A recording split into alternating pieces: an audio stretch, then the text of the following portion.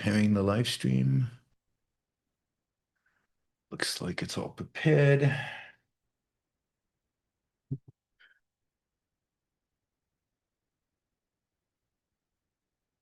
Yaron, this is you're podcasting this, right? Yeah, this is being live streamed. Okay, because it's the invite said off the record, so I was wondering what that meant. I have no idea. I'll have to tell Angela that. Okay. The radical, fundamental principles of freedom, rational self-interest, and individual rights. This is the Yaron Brook Show. All right, everybody. Welcome to Yaron Brook Show. It's the Saturday, November 29th. It's like, God, it's the end of the month. It's the end of the year. We're almost done. Let me switch the view on this. We'll go to speaker view.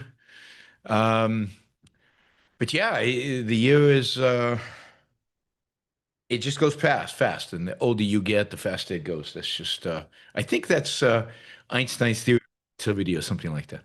I'm kidding. It's not. I mean, it feels that way. All right. So let's see. We've got, I don't know why, yeah, you guys are not, if you're not on video, you're not appearing on my screen. But I think I can manage that. And let's see, we will have a show tomorrow. I'll publish it later today. Not sure exactly what the topic is going to be. Lots on my mind, so it could be a lot of different things. We'll see. We'll see which one I choose. We will be doing more shows on capitalism, on kind of the West versus religion, which is the theme of my new book with Don, and about finding meaning. So those will be thematic shows that are going to be on the weekends moving forward. All right, let's jump in with our panel, here today, and take questions from them. Super chat is open, so those of you who are on YouTube can also participate and ask me anything through the super chat, as always. And yeah, more people are joining, and let's start with Jennifer. Okay, would you say that there's any validity to the argument that AI generated art does not have the same value psychologically, even if it's well done, because it's not coming from a full individual consciousness? It's like, and you could even have like a 3 or 4 people contribute to a song, but there's still individual living, consciousness. And it's like a bunch of different pieces mushed together and spit out. Is there any validity to that it would be less meaningful because of that? I don't know. I mean, the reality is that it's based on, whatever the AI is doing is based on its learning from human beings. I mean, learning in quotation marks. It's not real learning. It's delivering something that I think from most people wouldn't even be able to identify as AI. They couldn't differentiate it. So, can it elicit an emotional response from them? Can it elicit a sense of life response from them? Yes. I don't see how not. Is it going to be as deep? Is it going to be as meaningful? Probably not. And you're not going to get any works of genius, anything new, anything real revelatory. But could AI produce another romantic comedy? Basically taking all romantic comedies of the past and mushing them together somehow and coming up with a storyline and pretend actors and digital actors and all of that, and people will enjoy it. Sure. I don't see why not. And if not now, then in 100 years, yeah, I mean, for certain. And yeah, and it's going to become even more difficult for experts to figure it out what is what. And it's a real, it's a real question of how art evolves given the existence of AI. It's it's going to be tricky. And human beings, I think art will evolve in new ways. I mean, the challenge is we don't have great artists. So if there were real geniuses in art right now and applying it correctly, I think they would do stuff with AI that it will enhance would enhance their art in some way. But exactly what that looks like, I don't know, because I'm not a genius artist. Okay, thank you. Sadly. Thanks, Jennifer. All right, Adam.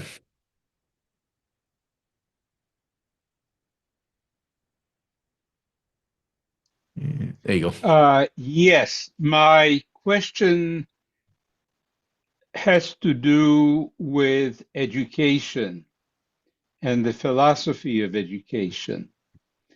And I think the philosophy of education has to have priority in what we say and how we educate people,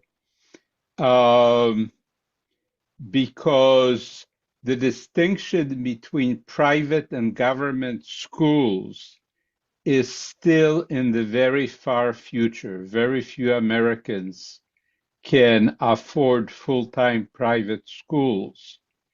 And what ethnic minorities in America do is have very intensive after-school or Saturday programs for their kids, so their kids don't grow up disminded. Now, on the other hand, our current president was educated in one of the most expensive private schools in the country, and he's the prime example of a disminded person. I don't think you can blame Donald Trump on his school. I mean, that is way too generous to the school, generous to Donald Trump. I mean, people are not direct causal, products of their schooling. Donald Trump is Donald Trump because of the choices Donald Trump made. And his school didn't help, but his school is not to blame. I'm sure there are lots of people who went to that private school who are good people, who have done good things in their careers and have done amazing stuff. Let's not let Donald Trump off the hook by blaming his school for it, for the condition of his consciousness. Well, not 100%. Not even 50. Okay, I know people who went to some of the worst schools possible, and they did great in life. The idea that we're deterministic by our education, people can overcome bad education. People have overcome bad education, but it is not easy. It requires a lot of mental focus. And if you are trained not to exert your mind, that has an influence. It has an influence, but at the end of the day, you have to exert your mind. You have to focus your mind. So you get to make that choice. It's not preconditioned by the motivation or the education that you get. It's tougher, it's more difficult, but it's not. But I agree with you. Look, philosophy education is crucial. Luckily, there are a lot of people working on it. Leonard has a course. But Matt Bateman and Ray Niles, Ray Gunn, and there are schools, there are objective schools out there that are offering alternative education, and by doing that, by the very nature of doing that, they are developing ideas around education and in a sense, implicitly or explicitly, a philosophy of education. So I think absolutely, the philosophy of education is crucial, and luckily there's a lot of work being done on it. So it's good. Yeah, but I don't think it's the right kind of work. I think that higher ground education, if you know the recent history, badly overestimated the size of their market. I don't think that was the problem at higher ground education. I don't want to get into what happened at higher ground education. That's not the point. The point is, whatever the size of the market is, they are working both as individuals and as kind of a in some sense as a group. Different people are working on the ideas of the philosophy of education. I don't think the business side of it and the business failure reflect necessarily on the issues of philosophy of education, of the methodology or the philosophy of the education. Business errors were made that resulted in failure. I wouldn't attribute more than that to higher ground. But what I'm trying to get at is that people from minority communities, especially Jews, East Asians, South Asians, have their own after school and Saturday but the programs. reality is, Adam, that they still can't think. That is, the reality is that Asian Americans are not like the super rational in the sense of the thinking. Yes, they could do math really, really well. And they study with programs that teach them the math, particularly the math that gets them to solve problems and to do tests well. But Jews are some of the worst thinkers in the world out there. I mean, some of the worst leftists and rightists are Jews. It doesn't guarantee anything. The fact that they're getting extra education does not solve the problem of the failure of our educational system. The failure of educational system needs to be thought from the ground up, and you can put a Band-Aid on it with after-school programs, but all it is a Band-Aid. At the end of the day, to really get kids to think and to learn how to think and to give them content, you need to rethink education, which I think a lot of people. This is what people are doing. Are they? Well, I know that objectivists are doing that, but we are at a critical point where the disminded are becoming the majority of the American population and the majority of American voters. There's literally nothing we can do about that at this point, right? I mean, there's 350 million of them, and there's only a handful of us, and that's the reality that we have to live with. But with modern online media, couldn't we do it faster? I doubt it. That is, I doubt it. The attraction of online media is for the mindless. I mean, the mindless content it grabs attention. Our content is very, very, very difficult to grab people's attention in quantity. I'm not saying we shouldn't do online education. We should, and there's a lot going on in online education. But I don't think that's going to be the difference maker anytime soon. All right, let's move on. I get it. One last question. Didn't Ayn Rand set up an example of how to get people's attention to get the ideas across? Sure, she wrote genius novels. If you know of a genius novelist who could do that again, that would be fantastic. But she did it through art. That's how she did it, and she did it through the sheer force of her personality. And we don't have Ayn Rand, and we don't have artists who can convey that kind of message in that kind of way. And that was 70 years ago, where there was very different distractions on people, facing people. It's a very different world now. But I really, there are other people that should get a chance. All right, let's see. The order here is all messed up. Ian. Hey, Yaron. Let's go back to the debate you had in San Francisco, the one at the church. It was fun. It was pretty interesting to see. I didn't see the whole thing. I left a little early, and my car actually broke down on the Bay Bridge, which made kind of an odd ending to the evening. But so watching it, I thought your first part of the presentation, your first speech, whatever you want to call it. Yep. was pretty good, pretty well organized. I thought it kind of laid out the case. And then it was interesting to see when you came back after the speeches in the middle, you seemed pretty fired up. Like you just jumped in and tore right through. So I wanted to get your take on that and kind of how you were feeling sitting there listening to some of those speeches.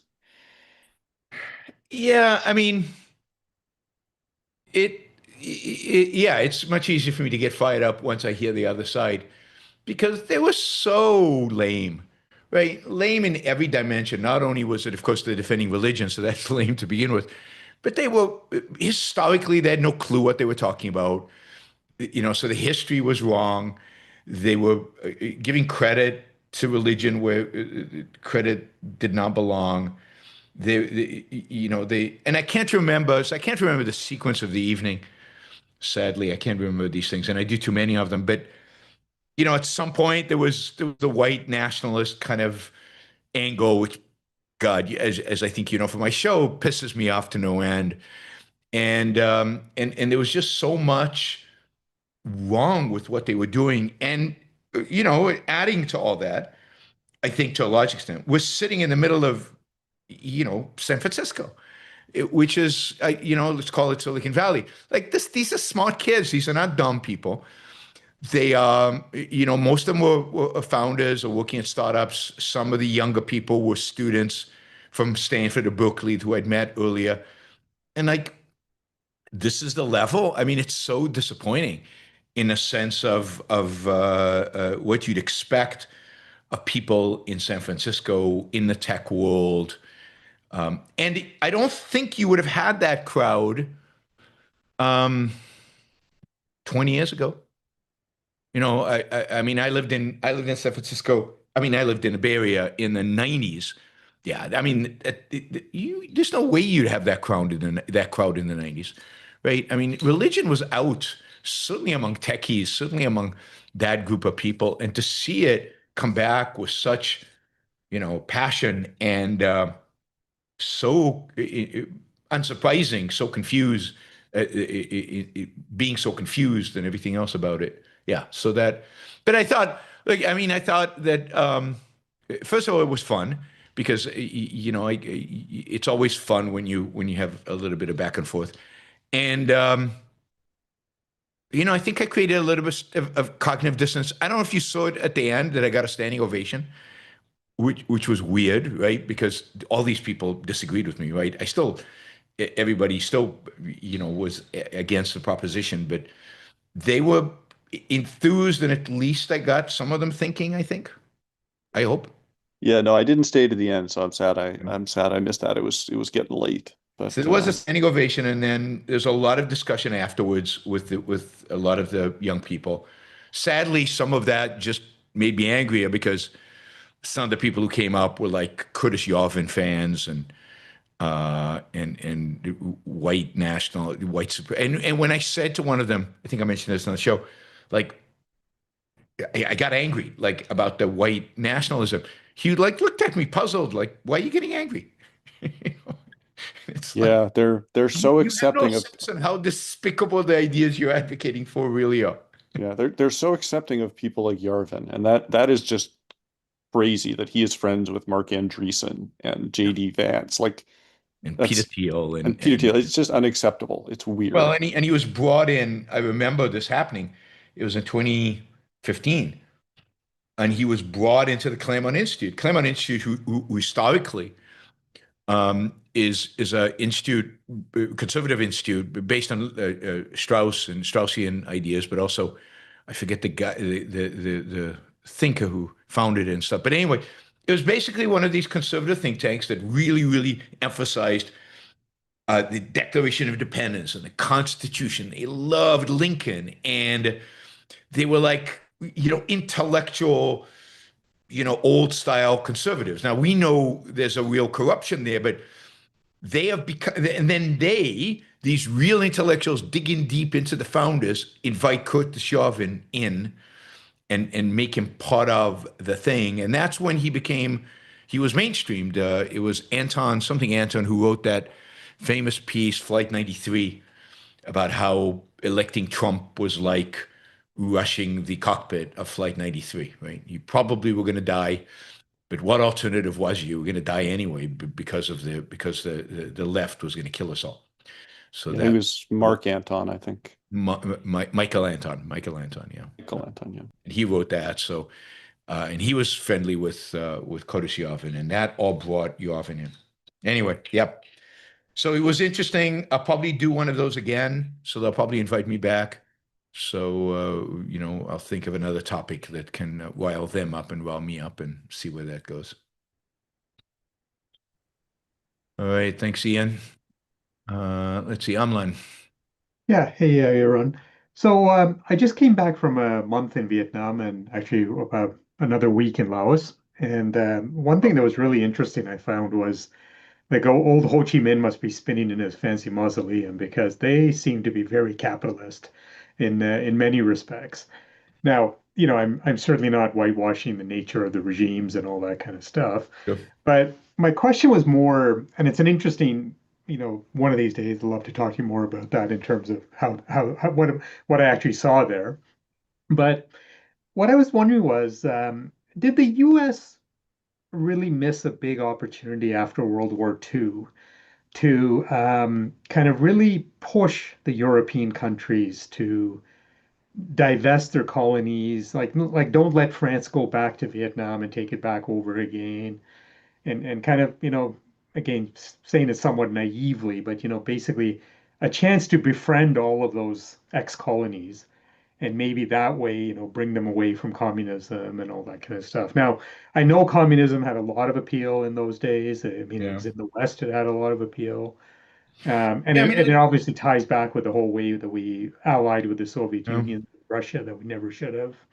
It certainly is In possible. the colonies in general, what do you think? Yeah. I don't know that the colonies would have been that different. That is, as you say, communism was very popular. Yeah. Remember, the intellectuals in the colonies, African intellectuals, Asian intellectuals, were all trained by Westerners. Primarily in France. Primarily in France, and so primarily by kind of egalitarian philosophers of various sorts and communists of various sorts. And, that they, so I don't know if their fate would have been different. I mean, look at Cambodia. And Cambodia turned to communism relatively late. And all the Khmer Rouge were trained in France, and they went back and they took over and they turned it into this hellhole.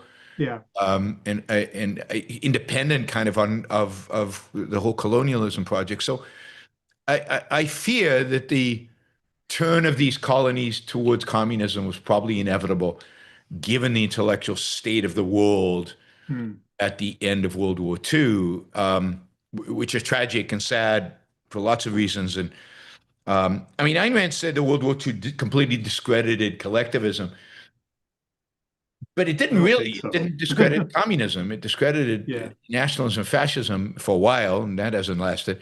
But it didn't discredit communism, and communism held on somehow. I mean, even the fall of the Berlin Wall hasn't discredited socialism. Yeah. So, I don't think it would have been any different. I mean, look at Africa today; it's still not out of the clutches of kind of that intellectual tradition.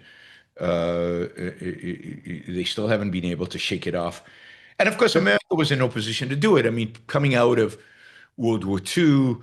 The intellectuals were quite left. The people within administration, Truman administration, were quite left. Eisenhower took over, kind of representing nothingness. Zero, no intellectual background, no intellectual anything. So the United States was not. I mean, sure, if the United States after World War II had advocated for capitalism, and maybe that would have all changed, but it couldn't, and it didn't have the people to do it. It just seemed like, and again, I'm using Vietnam as the example because it was just there, that that if the US there in particular had just said to France, like, no, you don't come back. And I mean, I don't think France was in any position to argue, really. I mean, it would have been good in the sense that it would have saved a civil war and would or at least saved American lives. We probably would have never got involved. Yeah. If France had left and that civil war had happened earlier. I mean, because it Yeah. happened in the 60s, now the US was on this whole thing about protecting the world from communism, so it intervened. But it could have been that we could have saved some American lives and the whole cultural, Yeah. melee that was Vietnam. Right. Well, I know you want to move on, but just very quickly, one observation I had Yeah. throughout the country was, though, that very little, if any, hard feelings against the Yep. Americans. I think that's what I've heard. And Yeah. and what's interesting is, Although that might be changing now with the idiot there, doing yeah, his that's thing, true. but That's yeah. true of the whole world, not unique Yeah. to Vietnam. Yeah. I mean, I felt that way. I mean, you say it felt like this is capitalism, not, and that's how I felt about China. Yeah. When I visited China, it's the same phenomena. Vietnam has done basically is mimic China Yeah. in many respects. It's a single party system, but day to day, most Vietnamese, just like in the past, most Chinese don't feel the foot of the state on them. No. They No, kind of left exactly. alone. They can Yeah. start businesses. They make money. Yeah. There's no mass. I mean, we redistribute more wealth in America than the Chinese do or than the Vietnamese do. Funnily Absolutely. enough, right? Absolutely. Yeah. And you, And they would be a potentially really good ally against China. I mean, there are 100 million people. They don't like China. yep, yep. They could be a good ally. But again, But Trump wants to be the ally of China. He doesn't no. Trump wants to I be friends mean, with he's China. driving everybody into China's arms, right? So Yeah, absolutely. it's pathetic. Anyway, yeah, thanks. I don't want to take up too Sure. much. All right, let's see. We did this. Andrew. Hey, Andrew. Hey, Yaron.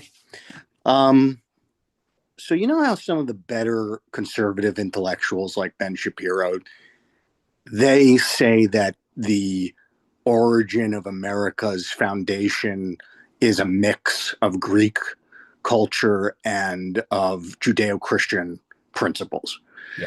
And at least they give a nod to Greece. But how do you judge that claim epistemologically? Like, do you think that is baseless, or do you like just wishful thinking, or do you think that there's genuine confusion there? I think there's genuine confusion, and look, it makes complete sense. It requires epistemological entangling to figure out what's essential and what's not. But if you look at the Renaissance, there's a Renaissance, certainly rediscovery of Greek ideas, but all the paintings and everything is religiously themed. Religion seems to play a big role. They're building churches and cathedrals and stuff like that is the manifestation of the architecture that's being developed at the time. Almost all the thinkers, even into the Enlightenment, right, including thinkers in the Enlightenment, including all the scientists, are all claiming to be religious, right? So Newton is claims to be super religious. John Locke is religious, with exception of a few of the French Enlightenment figures. I mean, even Voltaire claims he's religious. He's not conventionally religious. He's more of a deist type, but he's religious. The founding fathers, of course, all religious to one extent or another. So I don't think it's completely nuts to say that Western civilization is a mixture of Christianity and Athens, or Jerusalem and Athens, as Ben Shapiro does. And I think most people believe that. That is, most historians, even secular ones, even leftist type historians, everybody really believes that. So it's going to take work for Don and I to separate those two and to argue that no, the essential civilizing force, right? The civilizing force is Greece. The uncivilizing force, the anti-civilizational force, is religion. And the West is a mixture of the two, right? The West is a mixture. But to the extent that the West is a civilization, it is the civilizing force that gets all the credit, and the uncivilizing force that gets the blame for whenever the West is uncivilized, behaves uncivilized, like under communism, or under fascism, or under in the current world we live in today. So that is the work, in a sense, that needs to be done, and it's not an easy job. Yeah. Thank you. No, I think you can be completely 100% innocent and hold the West as a combination of both. Okay, I just would think I hear everything you're saying. I mean, I just think they do start out with a,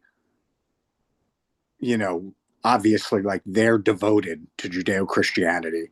And yeah, but you can find, as I said, you can find secular commentators who are the same way and still would say, oh no, look, at the end of the day, it's a combination of both. Yeah. You disagree with one, right? Yep. So Gotcha.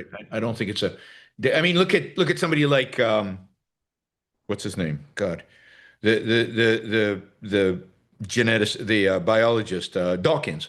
Dawkins says he's a cultural Christian, so he clearly believes that Christianity has played a big role in Western civilization. Right? Yeah. And they all do. And there's a sense in which it has. The question is it positive or is it negative? Yep. Okay, thanks. Thanks, Andrew. Let's see. Holden. Hey, you're on. I never told you this, so I just want to say thank you for introducing me to Objectivism because, before you, I didn't know about it. So I read Atlas Shrugged and The Fountainhead and all that, and Dan Norton also. But you were the first person because I read your book, The Free Market Revolution, and that with Don Watkins, and in the book, you gave a moral defense that I never heard of before. So I just wanted to let you know that. Oh, good. Thank you. And Thank you. anyway, but so thanks. But what does a typical day look like for you? And how has it changed over time? God, I mean, it's changed a lot. It hasn't changed much in the last few years, but it's changed a lot over the long term. But a typical day for me now is I get up. It takes me, I don't know, about an hour to recover from sleep. I find sleep exhausting, so I never wake up refreshed. All of you morning people, I don't get it. My wife's a morning person, so she's like, "Let's do stuff," and I'm like, "I need it. I need my coffee. I need an hour just to recover, from sleep." And then I'll go work out for an hour, almost every day when I'm home. And then I'll start basically preparing for the show. I'll start looking through news and Twitter and different websites and stuff like that, creating sheets of links and stories and things like that. Sometimes during the middle of the day, I'll have some meetings, AOI related meetings or other related meetings that I have. So I'll have meetings in the day. Then I'll do the show. I'll go out with my wife to have dinner. We'll come home, watch TV, go to sleep. That's a typical day. A typical day for me today. But of course, typical when I'm not traveling, and then when I travel, everything's kind of goes crazy when I travel. Every day is different. When I was the CEO of ARI, I went to the office every day, so that was a big difference. When I had kids, first thing I did in the morning was I typically woke them up and dressed them and made them breakfast and took them to school and then drove to the office. So I typically did all that. There were periods when I was doing a lot of interviews, radio interviews, TV interviews, go to the studio, do a TV interview. I used to do more than, several interviews a day, sometimes on radio. So yeah, it's changed a lot. Today, my life is much more routine because, I don't do as much as I mean, I don't do many different things as you do when you're the CEO and the intellectual, and all of that stuff. So All right, cool stuff. that is a routine day for me. Yeah. Sounds fun. All right. Yeah, it's cool. I never used to work out. Certainly not as much as I do now. I mean, I work out like so much more than I used to work out when I was younger. Really? Yeah. Yeah, I'm a bit I don't know, like adverse to physical exertion. So Yeah, but you got to change that. You got to get over that because the younger you do it, the easier it'll be when you're older. And mm, there's no question. There's no question that the one thing that is important for longevity, and not just longevity, but a healthy old age, like being being in good shape, you know, not suffering as much when you're old, is exercise. There's nothing more correlated with low rates of heart attacks, low rates of cancer, low rates of dementia than exercise. So, mm. and one way to overcome the hatred of exertion, which I sympathize with, is get a personal trainer if you can afford one, and then you feel, I call myself a second-handed masochist. So when it comes to inflicting pain on myself, I'm a Peter Keating. I need somebody there to watch me and Yeah. to say, you can do it, Yaron. Keep going. Don't give up. I need that. Yeah. So That you're not a bunch of people probably the same way. Yeah. yeah, Just having yeah, that person there yeah. help. It helps a lot. And then they also make sure you do the exercise right and that you're not injuring yourself. But yeah. Mhm. Thanks.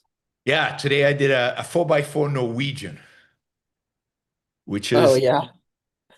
What it's is that? a 4x4 Norwegian is you go 4 minutes at basically 85 to 95% of your max heart rate. But real max, not the formula, real max, Okay. 85 to 95%. Then you have 4 minutes rest, and then you do it again. And in my case, I did it 5 times. And if that won't kill you, then it'll make you a lot stronger and increase your longevity significantly. Okay, I'll keep So that in mind. I'm pretty pleased with myself at my age to be able to do it. Yeah, you seem pretty energized for your age. Rarely do I see people your age getting up on yelling for an hour and a half. I can't even do that. I'm It's all about motivation. It's all about loving it. sure. Thanks, Holden. I appreciate it. Ryan, where's Ryan? Ryan Wood, you're unmuted, but I can't hear you. I can see you. You're waving. No microphone? Okay, it's not working. Okay, he's not asking anything. All right, Steve. I think he's Yeah, you're right about working out. I'm working out with a trainer for the last year and a half, and I'm in the best physical shape I've been in since my 20s. And just the efficaciousness you feel and like dealing with the world. Like if I had to run across an airport now from one end to the other, like no problem. We could totally make that happen. Yeah. Bring it on, Frankfurt. My most hated Yeah. airport in the world. Yeah. Some months ago, I asked you a question. I don't remember what the question was. It doesn't really matter. And your kind of response was, look, that's just altruism in the world. And at the time, I found this to be like a wholly unsatisfactory response, at least for me. I was like, I don't know what to do with that. And just like you have, I think, come around recently, we need to talk about Tucker Carlson more, which I'm very sad about. I've realized we do not talk enough about altruism. I used to be of the mindset, like, look, we have a reason problem. Like people aren't engaging their reason, aren't engaging with reality. And if we solve that problem, then we can have the nice things. And I've come around to, okay, this altruism is a real problem. Once you see it, you can't unsee it because it's literally everywhere. And so I guess, are these the same problem? Are they different problems? Are they related problems? Yeah. I don't know, does one come first before the other? Do you have to solve them both together? I'm guessing this is something you devoted a non-trivial amount of time to thinking about in your various roles. Yeah. And I guess how do you think about that? And then how do you think about ARI's strategy relating to these? Yeah, I mean, how it comes about is very context dependent. But I think the dominant the dominant thing is altruism, because you can go back to periods in history, particularly European history. The Enlightenment is a good example, where people really took reason seriously. They were really trying. They didn't have it fully articulated. They didn't have Ayn Rand's, theory of concepts, but they wanted to use. It was about using your mind and evidence and facts and don't BS me and all this stuff. And I don't believe in God and everything. And the one thing they couldn't shake is altruism, right? So, altruism, they get you when you're very young. You need to have a concept of an alternative, because if one of the things that the altruists do very effectively is tell you there is no alternative. This is morality. And the only alternative is to be a lying, cheating, stealing, a-hole. That's it. Those are the two alternatives in ethics presents to you: altruism, or it comes in a whole set of variations. Nobody actually argues for 100% altruism. So, I mean, with the exception of maybe Augustine Comte, but almost nobody, and nobody argues for 100%. You have to take care of yourself. You have to food, and even a little bit, pursue happiness a little bit. Just don't overdo it, right? So they are very good at marketing it. They get you when you're young. They present you with no alternatives, and so even if you have reason, you're bouncing around inside a limited set of options, and you don't know where to go unless you're a genius like Ayn Rand. So Ayn Rand presents an alternative. So now if we come to a modern setting, so now we have the ability to challenge altruism. Now we still can't get to that many people. It's hard to get to all these people. Now that we have the ability to challenge altruism, we are dependent on people's ability to reason. And the decline in education makes it so much harder, because, I think reason today is not as, let's say, prevalent, particularly among the intellectuals, funnily enough, as it was, let's say, in the Enlightenment, right? So now you've got a problem. You can present thinking people with, there's an option to altruism. But first of all, it's still hard, right? I mean, because there's a bunch of people who I respect in terms of their reasoning capabilities, kind of on the, let's say, center left, but it's altruism gets them in all the time. They can't escape that, and it doesn't seem like they're willing to consider alternatives. But now we have an alternative, so now we also need them to be able to think. My view is you can't have a strategy around one without the other. The strategy has to be, we have to do both. We have to, first of all, find the people who can reason, because a lot of times, by the time you're an adult, it's too late. I mean, I'm not going to be able to teach you how to reason. I'm not going to be able to teach you. So you have to find the people who are still thinking and teach them about egoism. And then you can circle back and teach them some epistemology to beef up their knowledge, their commitment to reason. But I don't think you could start with epistemology, primarily because people are just not motivated around epistemology. People are motivated about living, and morality is about living. So you have to offer them the alternative to altruism as the first step. So like necessary, but not sufficient. Yeah. Unless they're thinking, it's a waste of time, right? I mean, it's at some point down the road, one day when we have 1,000 intellectuals, people will adopt egoism because they're second-handed, right? Because they're being told to. But that only happens when you dominate the intellectual sphere. As long as you don't, the people who are going to adopt egoism are going to have to be people who are thinkers. Is that how you got to this strategy of we need to pursue the intellectual, rebuild the train enough intellectuals? Yes, it's two things. One is we've got to find, so you've got to find a lot of people. We don't know how to pre-select the people who are going, this ideas are going to appeal to.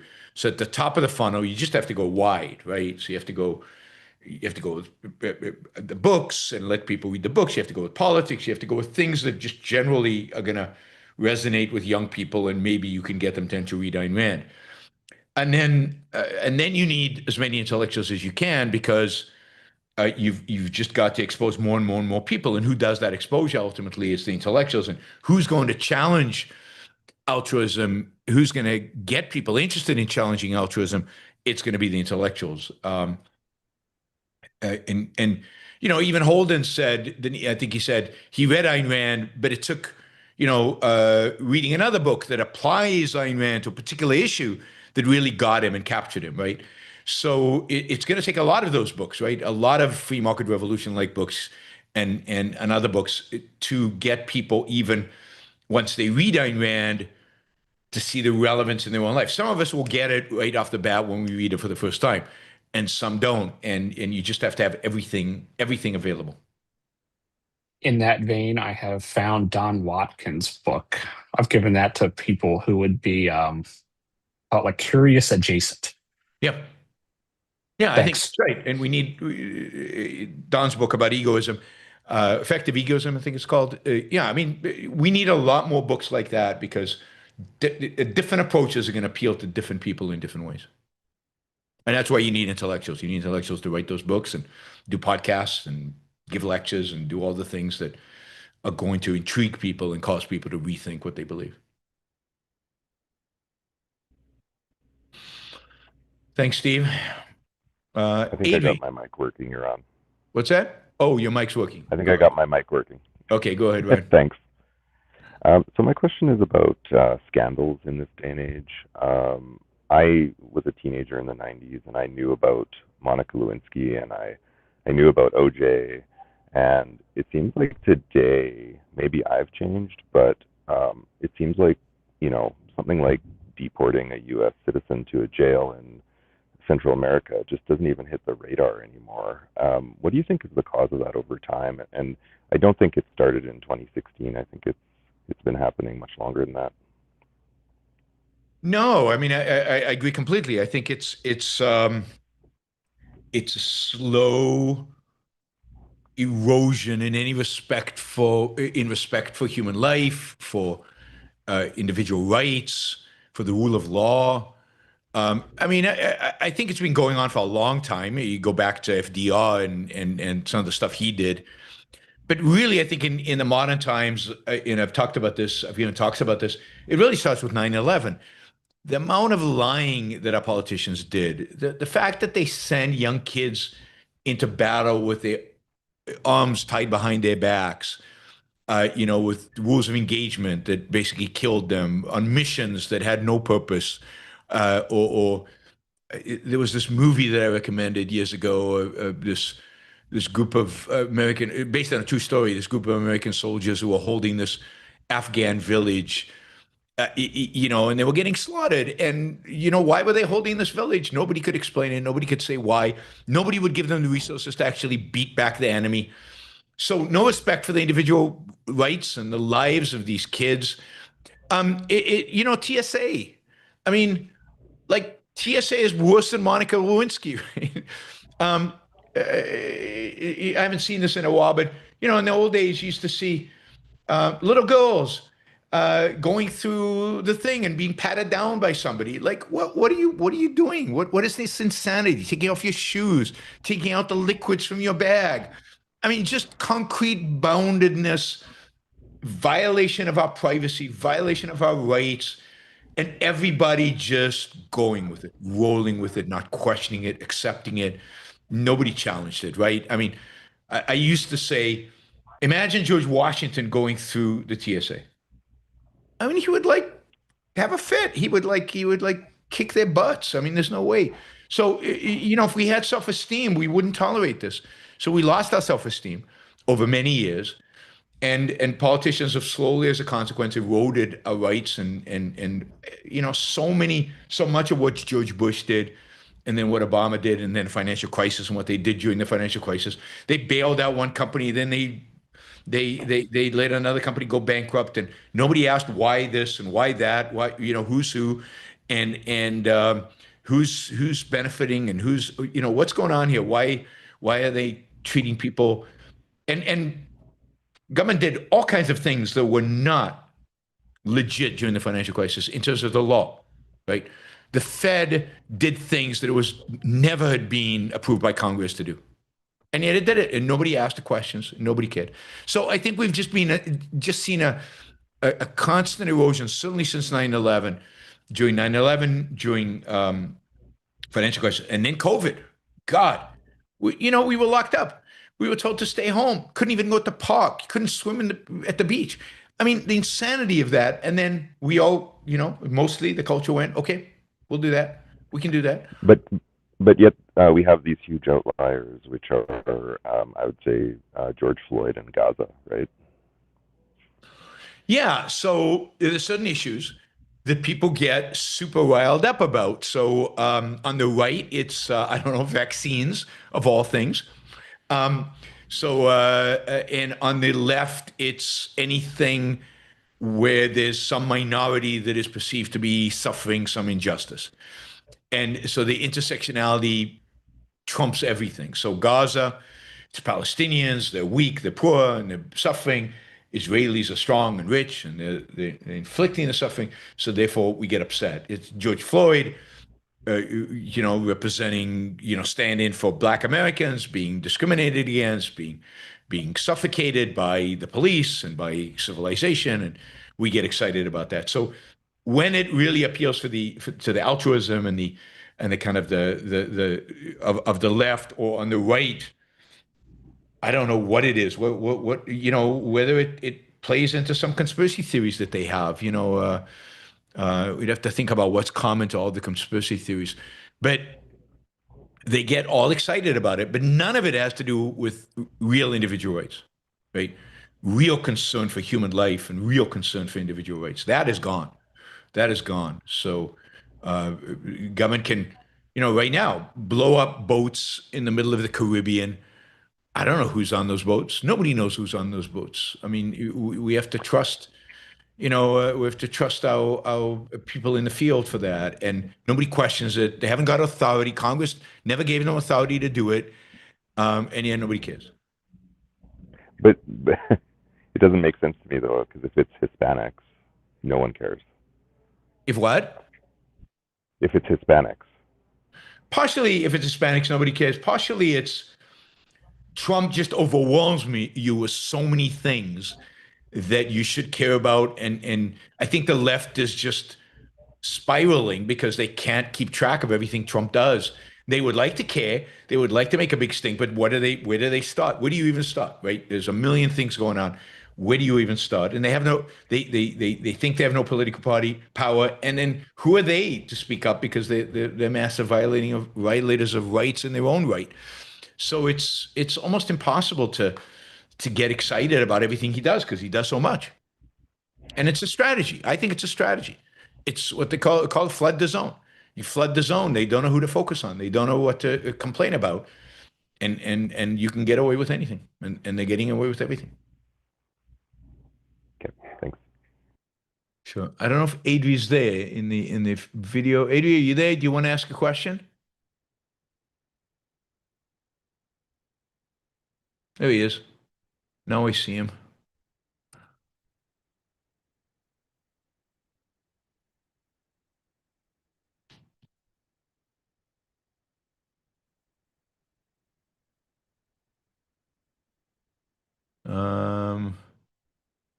You have to unmute yourself.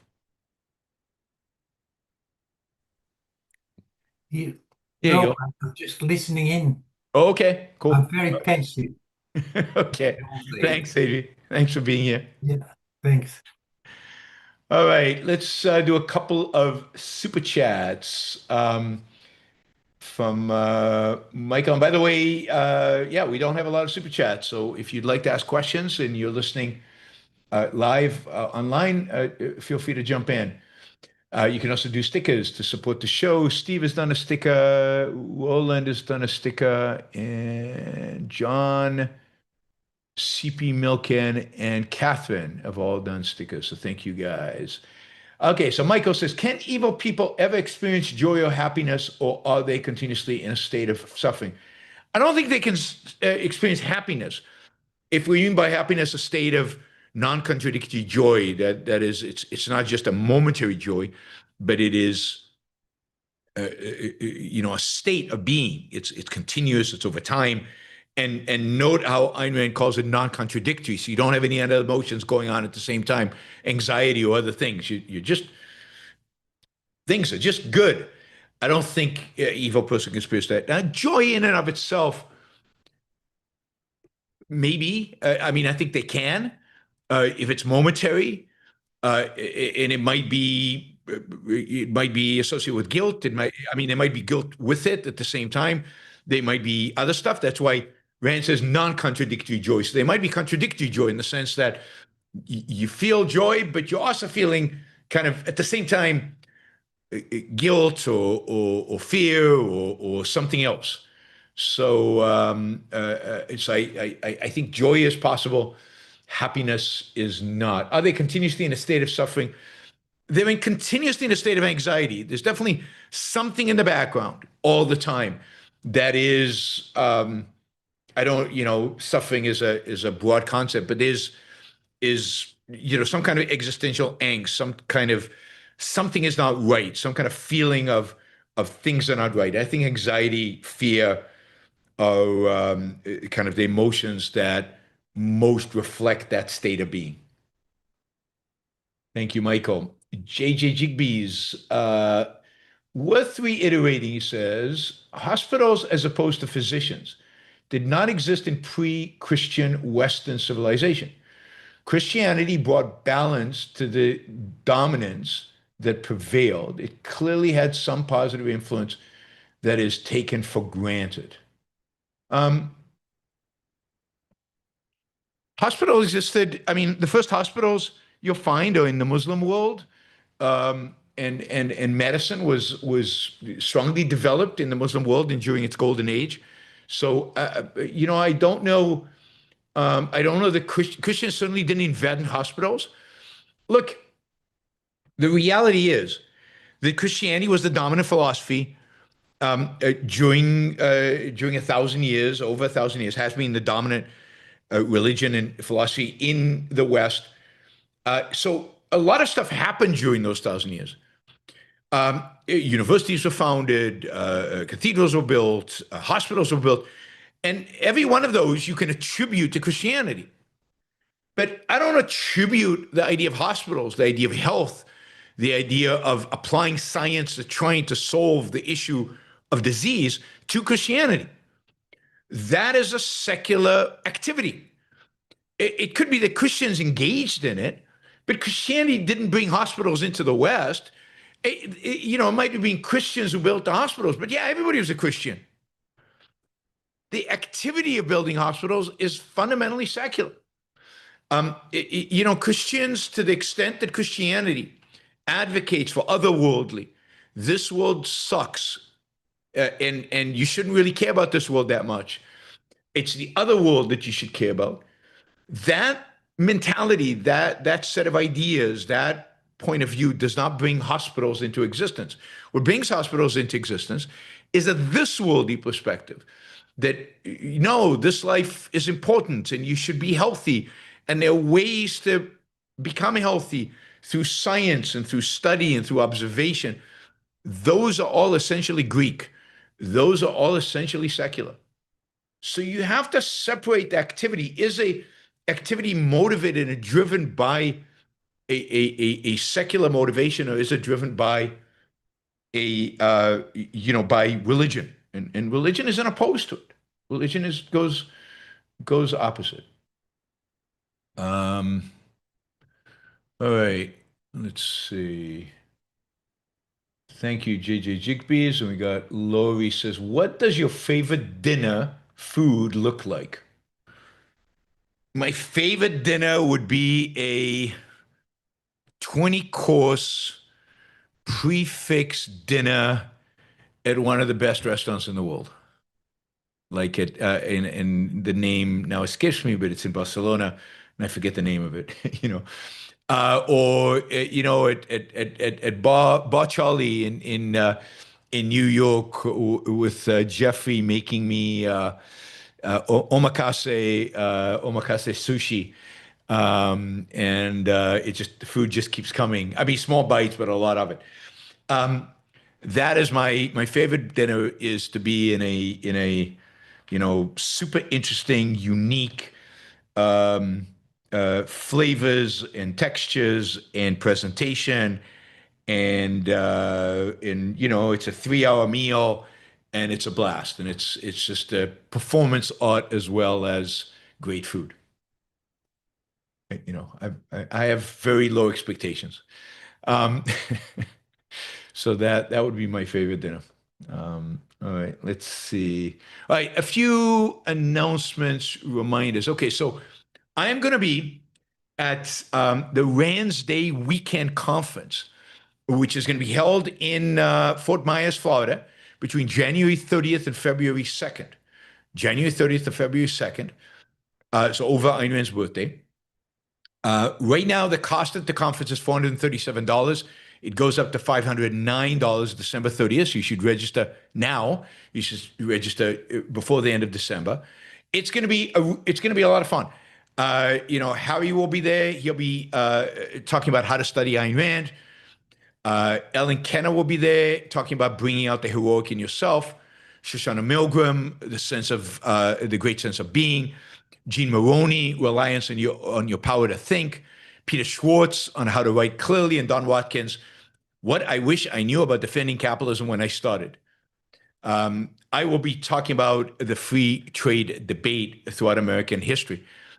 In addition, Harry, Peter, and myself are going to do a panel, which should be a lot of fun. We'll be answering questions about how various problems would be dealt with in a laissez-faire society. So how does a laissez-faire society actually work? Who builds the roads, for example? How does that actually work? And, I think it's going to be a lot of fun. It's going to be, the three of us, I think will make it entertaining. So hopefully, in other words, it's going to be a lot of, the conference is going to be great. There's also like a trivia contest on Atlas Shrugged that Harry always runs. So encourage you all to sign up. Fort Myers in end of January, early February it's like the best weather you can imagine. It's relatively dry for Florida. It's warm, but not hot. It's certainly not cold.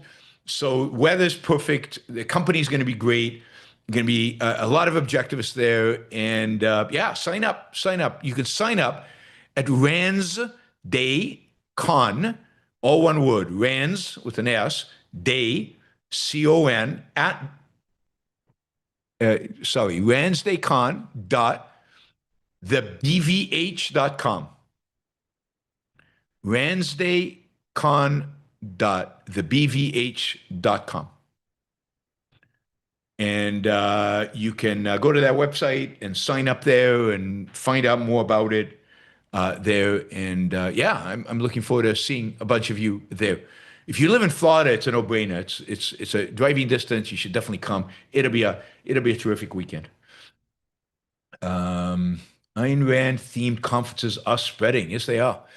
They are spreading. All right. Let's see. What else did I want to tell you? Oh, on Monday, Harry Binswanger will be my guest. So I'll be interviewing Harry. That'll be at 7 p.m. East Coast time. The following Monday, I'll be interviewing Jean Maroney. Oh, Harry is going to be all about individual rights. Everything you want to know about individual rights and we're afraid to ask, that will be Harry's theme. So we'll be talking about individual rights on Monday. Following Monday will be Jean Maroney. The Monday after that will be Vincent, family name I can't pronounce. I'll figure it out in the future. Anyway, an economist, non-objectivist economist, free market economist. And the last Monday in December will be Nikos, another family name. But Nikos is like Pele. I mean, Nikos is like, he doesn't need a second name, right? It's just Nikos. It's like some people don't need family names. So we'll be talking about Nikos, about the socialism of the right. So that is the program, and then we're booking people now for January and into February. So I expect a bunch of people to be talking to a bunch of people over the next few months. All right, let's go back to our panel. And then those of you who are on Super Chat, or those of you watching live, you can still ask questions. You can support the show with a sticker and keep it coming. All right, let's start with Jennifer. I just wanted to say first that I find having a dog helps me with exercise. I know that's not for everybody. It's a lot of work, but she Having a has to what? go, a dog. Oh, okay. Because I mean, she's got to go for a walk, so, Yep. and she walks really fast and she pulls me along and keeps me going, and it helps. Does she do push-ups? No, I do that separate. I do like lift weights and stuff separate, which I don't like to do, but I do it. But it helps get you outside, and anyway. Yep. My question is, how come some people, like if I tell people that reality is real and it is what it is, and they get like mad, like they don't like it that it's like that. And I find it comforting that it's like that that, I mean, if 2 and 2 switched to 5 tomorrow, all the bridges would fall down. You know that it's not going to do that. Yeah, but then we can't have miracles. And what am I praying for? What's the point of all these prayers that I spend my time on? And all those miracles happening day and night. How do you explain those? I mean, it upsets them because they're comfortable with the idea of primacy of consciousness. They want to believe in primacy of consciousness, and it doesn't work, right? Which is a big reason why they're miserable in their life, is because they keep thinking their consciousness will will affect reality somehow, and all their troubles will go away, and it doesn't. Their prayers don't go answered, and it pisses them off, and they're bitter, and that's why they're responding that way. They're bitter because they want their primacy of consciousness to work, but they know you're right. And you think they'd figured out this doesn't work. Like when I was a little kid, I actually had this little book like witchcraft or something when I was like 8. And I actually thought, I'm going to do these spells and stuff. And I figured out it didn't work. So I'm like, no, that's not the way reality works. I mean, you should figure it out. You should make a list of all the things you know that people should have figured out when they were young. Be a long list. It's absolutely right. I mean, yes, they should have figured. I mean, they haven't. That's reality. They haven't, and it's bewildering. And part of the question is, why do some of us figure it out and others don't? I don't know. Are you guys watching this Apple TV show? I can't remember the name of it. It's about this virus that affects all of humanity and turns them into the Borg. It turns them into like one being. Everybody becomes one, the collective, the we, right? Straight out of Anthem, right? Everybody's we, but there it's biological. They're literally one entity. And for some reason, this virus, there are like 12 people on the planet who it didn't work on. Oh. So they're still alive. Pluribus or something like that? Pluribus, yeah. Is it good? I don't know. I mean, I kind of enjoy it. The first episode's a little weird, and I don't know. Like the last episode that I watched, which I think is episode 4. Now it's starting to get good in my view, because it follows one woman, and unfortunately, they chose the one woman who didn't get the virus is like this cynical, a little bitter, a little what do you call it? Obnoxious but she is now trying to figure it out, because one thing the Borg has told her is that they are trying to figure out why she wasn't infected and how to infect her and how to make her part of the Borg. So she's now in this time race in how to shield herself, continue to shield herself from, she doesn't want to become one of the Borg. And so she's trying to figure that out. And then at the same time, she's also trying to figure out, is there a way to undo it?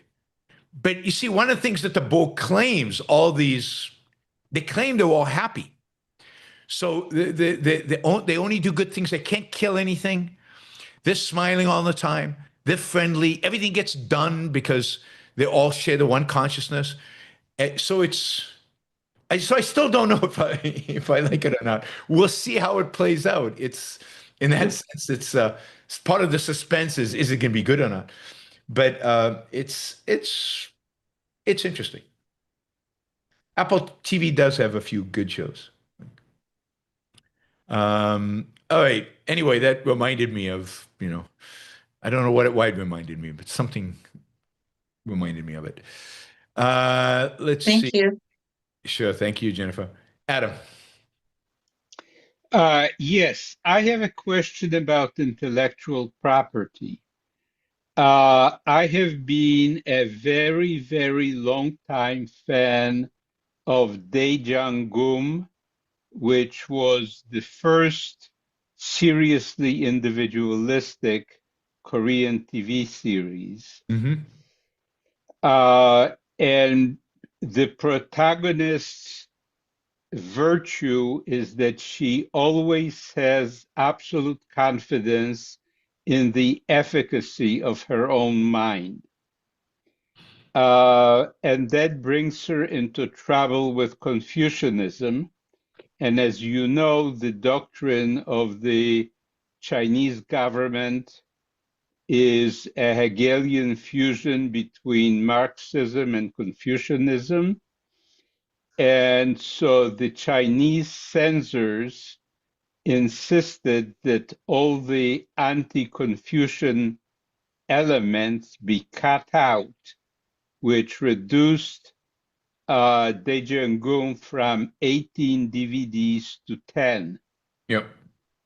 And they also insisted that in worldwide distribution, the title be changed to Jewel in the Palace, and they essentially threatened the distributor of not letting them do anything in the Chinese market if it was not censored worldwide. Now, I have an archive of the original 18 DVDs. Yep. How much can I distribute it without violating the property rights of the distribution company? Given that they were forced to do it, coerced to do it by the Chinese government, I wouldn't worry about it too much. On the other hand, they could have not gone to China and distributed worldwide. So it was a choice that they made. I wouldn't worry about it too much. Are there any existential consequences? Because I've heard that the Chinese secret police operate in the US. Probably not. I mean, they've got bigger fish to fry. So I wouldn't worry thank about you. it. Yep, I wouldn't worry about it. All right, Amlan. Yeah, so just following up on my previous question a little bit, one of the things I noticed in Vietnam is that there's a high prevalence of Buddhism there. Yep. And given that it's a religion, but it seems to be a less offensive religion than many of the others. Like, for example, we had one guide, and again, how widespread this thought is, I don't know, but he said that, when you go to a temple, you pray for things, but one thing you don't pray for is money because you're expected to work for money. Yep. Which I thought, hey, that's actually a sentiment we could learn here a little bit. But I mean, in general, I mean, how much do you know about the religion and what do you think about it? Again, within the context that it's still a religion and it still causes problems. I don't know a huge amount. I mean, the biggest problem with Buddhism, from what I can tell, is its relative passivity. So but what's interesting is if you look at cultures that have influenced by Buddhism, like China and Vietnam, they're not passive cultures. They're very active cultures. They're very engaged cultures. Versus if you go, but it might be a different version of Buddhism because If you go to South Asia, you get more passivity there. So Southern Asia is more passive in terms of the application of Buddhism. It has been historically. India went in and out of different periods, and it's hard to tell because India had all kinds of influences. And I don't know that much about Indian history. I should know more. So I think one is some element of passivity. There's also an element of which shares with other religions that this world is not that important. What's important is some other dimension, something you achieve by distancing yourself from the material world, which I think. But again, there are variations of this. So there's there are versions of this which I think are healthier as they moved east towards China. I think Buddhism got healthier, and then there's but generally there's no I don't know, there's no guilt, there's no explicit altruism in the way that Christianity is the worst of all the religions. There's no explicit altruism the way Christianity has it. There's no crucifixion. And there's a lot of meditation, and meditation is probably not a bad thing to do once in a while, as long as you don't expect the meditation to reveal truth, and just use it as a way to relax the mind. So I think it's less damaging than Christianity, Islam, and Judaism. And it takes over less of your life. That is, it doesn't have, as far as I know, like Judaism has, what is it, 555 commandments you have to follow, 555 things you have to do, something like that, according to Maimonides. Christianity has lots of things, less. It's easier. It's what things that made it popular. Islam has a bunch of things. You pray 5 times a day, and you have to face Mecca, and you have to do this, and you have to do that. I don't think Buddhism has quite as many. You have to do this incest, which I guess replaces sacrifice, and you have to, pray, which is more of a give thanks for stuff. But it's more damaging. Yeah, I mean, some of the stuff we saw was like, this kind of behavior will result in this karma and things like that. And and half of them were hilarious, and half of them were okay. I mean, it's not actually that bad. Yeah, it's more just pure kind of mysticism, kind of old like pagan mysticism style. I think the reason the East did not develop as fast as the West has to do with Aristotle. That is, cultures that engaged with Aristotle did well, at least during the period in which they engaged with him. Cultures that didn't. And so it's Greece. So what's interesting is India, of course, was exposed to Aristotle certainly because of Alexander the Great and his conquest that reached almost India, and that had an impact down into India, and also the whole of Central Asia was influenced. They also a lot of the Greeks traveled into Central Asia, so you got a lot of Greek culture into Central Asia. The Christians of certain sects that were not the approved sects escaped the dominance of Christianity into Central Asia. So there was a lot of really good influences in Central Asia, and it's why it had the Golden Age. Really, the Islamic Golden Age is primarily a Central Asian Golden Age. And there is this merger of Buddhism, Christianity, Judaism, Zoroastrianism, or whatever it's called, right? The Persian religion, all happening there.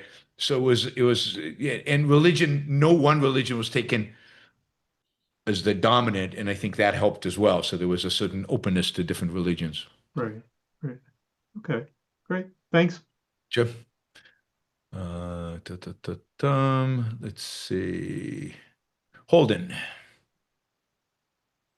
Hey, I mean, sorry. I mean, I might sound like I'm asking a lot of personal questions, I guess, but hopefully the biography will come out. They cross the line. I'll say I'm not answering. Sure. So I was just gonna ask, like, in school, what were you like? Like, what type of person were you like? and how, because I heard that you were told me that you read Atlas Shrugged when you were 16. Yep. And you were like throwing it on the shelf or something like that. And Who told I you just this? wanted to, what's that? Who told you this?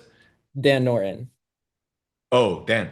Um, And I just wanted to ask, like, how did that change for you? Like, what did you like? I'm sure you're obviously the same person, but like, I'm just curious on like how people like what type of person you kind of were, and like how that kind of like change like during your when you were in school and stuff. Maybe like were you like militant with your professors or anything no, after like no, I never like that? became militant with my teachers. There's no point. Um, I think there was a philosophy class in 12th grade, and I raised some issues on objectivism there because it was relevant, but I didn't like interject my stuff into stuff that I didn't think was relevant to literature or history, stuff like that. Um, Mm, I didn't think there was any point. I got into arguments with some friends, but I don't think I was that militant or I was obnoxious, but I don't, yeah, I don't remember is the truth. I mean, most of mm, my friends were obviously not objectivists because, and I had friends, close friends, I had close friends. They were not objectivists. Ultimately, we drifted away, but that was years later. In high school, I had a group of friends. I did a lot of hiking in high school, a lot of camping.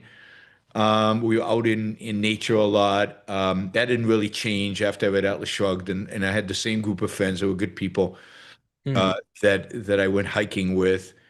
Um, I was a mediocre student because I didn't really like school. I kind of got the grades I needed to get to do what I wanted to do, but I didn't exert myself too much. Um, I was also going into the army. I think that also shaped kind of my attitude. There was a non-zero chance I was going to die when I was 19. So mm, it shrinks your horizon. mm, So I don't know. I mean, I had friends. I wasn't like a loner, although I spent a lot of time alone. So I don't know. I wasn't very good with girls. I had a girlfriend, but I wasn't very good with girls. Um, I was, but I had friends. I was part of a scout in Israel. They have scouts like Boy Scouts, but it's mixed boys and girls. And I was a scout head, chief, whatever. I ran okay. programs for them. I took them out on hikes. I've got some cool hiking stories. Yaron, were Okay. you individualistic prior to, I know like politically you were collectivistic, but like, do you feel like personality wise you were individualistic prior Yeah, I to think I always Atlas had my Shrugged? own mind. I never went along with the group for the sake of going with the group. I think I had some charisma even when I was pretty young. And yeah, I think I was somewhat individualistic, even though I didn't know what kind of morality that would entail. So I embraced altruism because I couldn't think of anything alternative. I couldn't think of anything else. Um, there was like no other option. I didn't like altruism. I obviously was bothered by altruism, but I couldn't think of anything alternative. Uh, I don't know. I mean, it's hard for me to describe myself, partially because I can't remember much. But Hmm. I was both a loner in a sense that I spent a lot of time alone. I read huge amounts. Like I read all the time. I Hmm. Ever since I was a little kid, I used to open up the encyclopedia and just random page and just read stuff. I just loved knowledge. And then I read a lot of kind of novels, adventure stories, loved adventure stories. In Hebrew and English, I went through all um, Ludlum. Do you guys know Ludlum? A lot of like spy, The Born Identity, all those books. Robert Ludlum. I read Alistair MacLean. I loved Alistair MacLean. I think I've read everything he ever wrote. I just read huge quantities of books. My mom used to complain that I read too much. Right? Go out and play with the other kids. Why are you reading so much? But I also had friends. I also played, and I like sports. So in different periods of my life, I played soccer, soccer. I swam competitively. I did all kinds of stuff like that. I was pretty normal, but at some point when I got these ideas, I would argue with people, and I was trying to figure out what it all meant. So I think I spent a lot of time just figuring out what I needed to know in order to live this philosophy, and was eager to get on with life, to become an adult so I could actually live it, right? I mean, when you're a kid, you can't actually, even when you're a teenager, you're not your own person. So get out of the house, become your own person. And the challenge for me was I had 3 years in the army where, again, you're not really your own person. So that was tough. You're excited to have your own autonomy once. Yeah, I was you got out excited of to the go to army. university. That excitement faded over time. But my first semester, I got the best grades I ever got. I was super excited. And then every semester I got less motivated and less. I get bored easily. And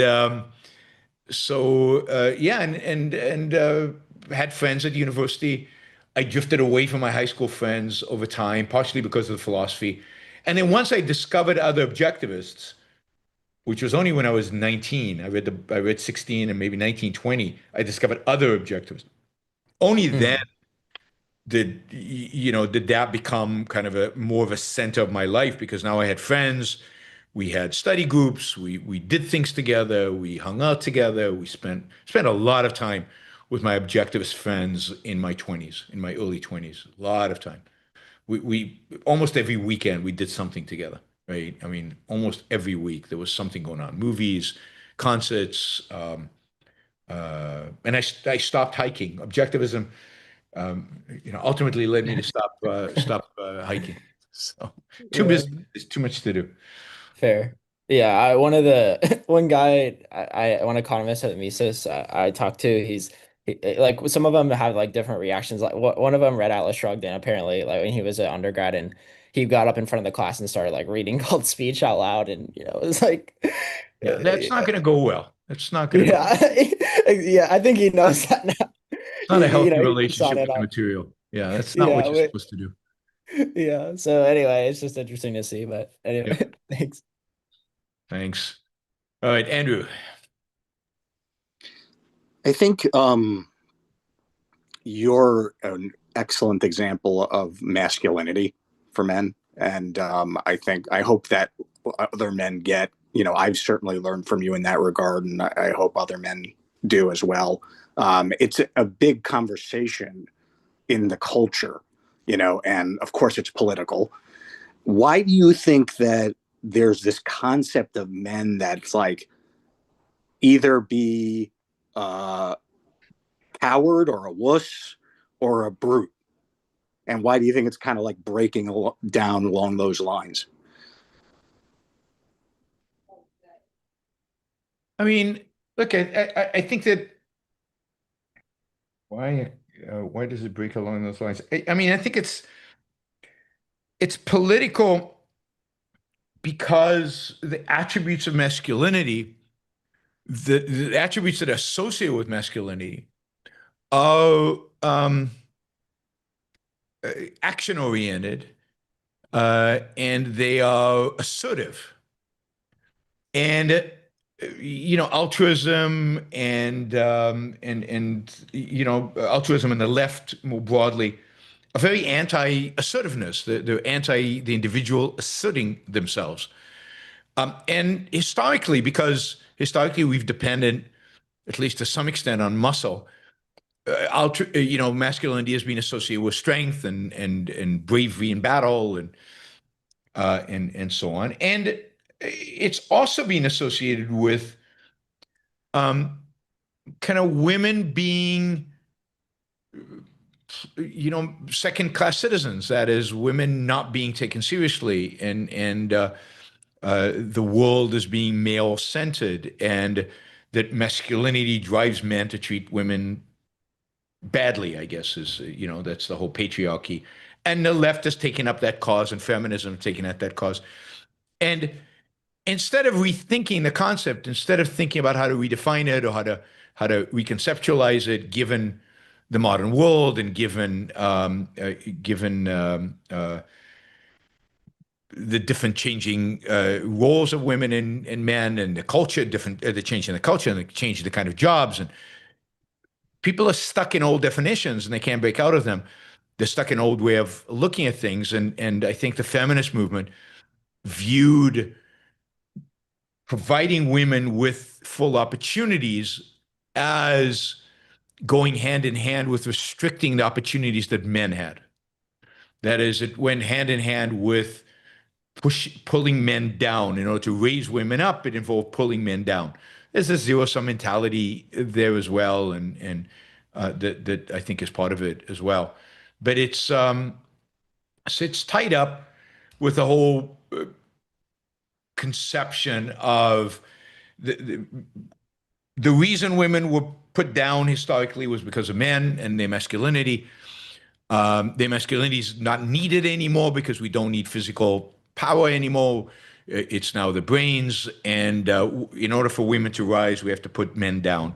And that is a cause that the left has taken up. And the response from the right is, again, not to rethink masculinity, not to rethink in a modern era what it entails, but to defend the old masculinity and for some of them to even become anti-women. So it's because they can't think and they can't reconceptualize. Yeah, it's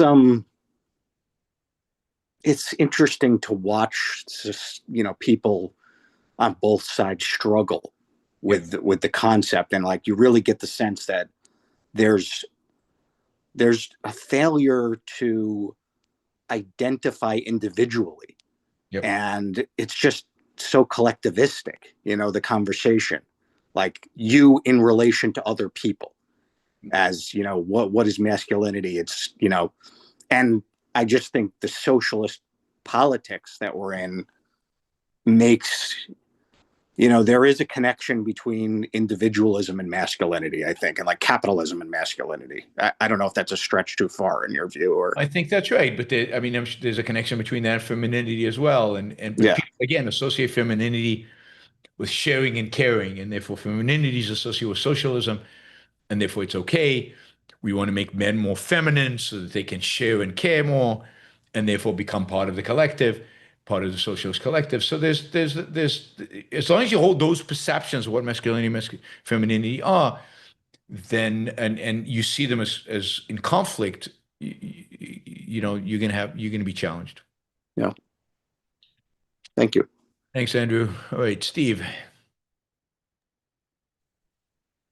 So one of my observations is we deal with, in foreign policy, we deal with a number of threats that aren't quite wars, but are somewhere, they're not quite peace either. Like they're somewhere on the spectrum. So you could look at something like right now with Russia flying their drones or planes into other countries' airspaces.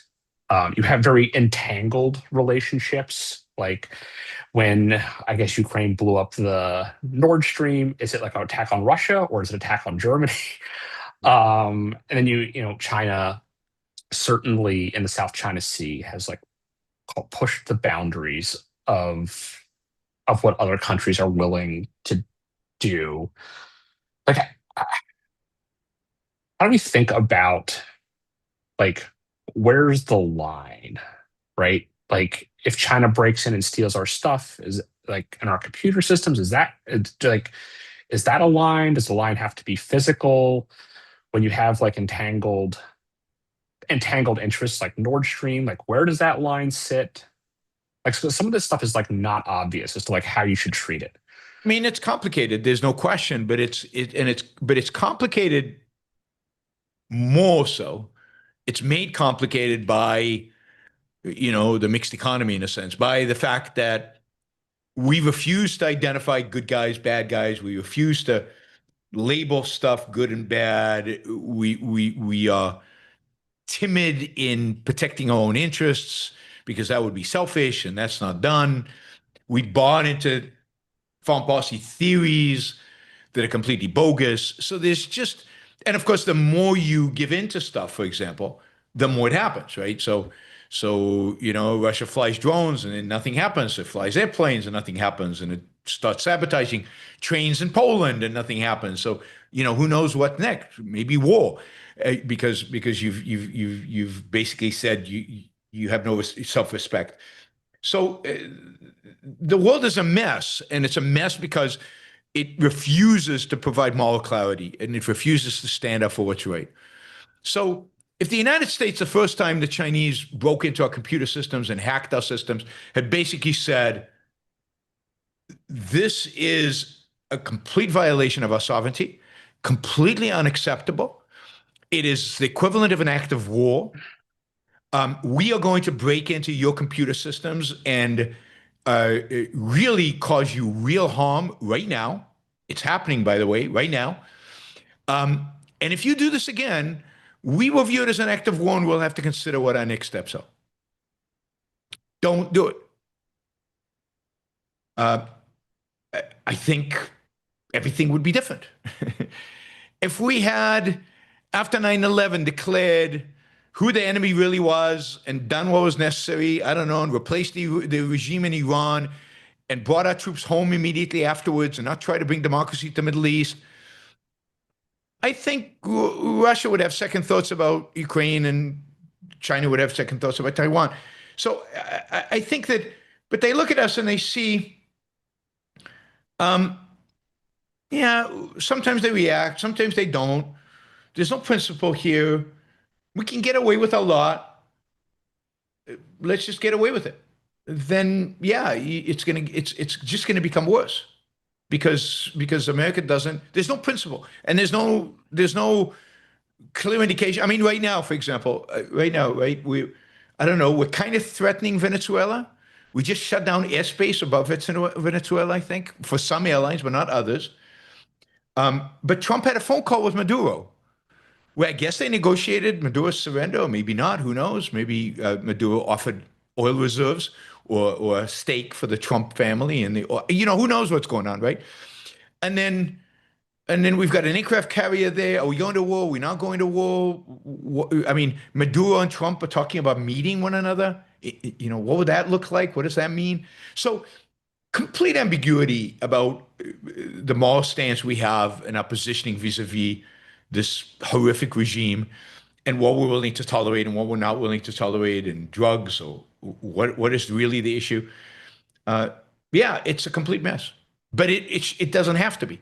What you have to do is draw lines in the sand and insist on, if they're crossed, do something about it. And I think it goes away. Now, nuclear weapons make it more complicated, but the reality is nobody wants to use nuclear weapons. So just make sure that you respond before, it gets that bad. What's a realistic step in that direction? Because it seems like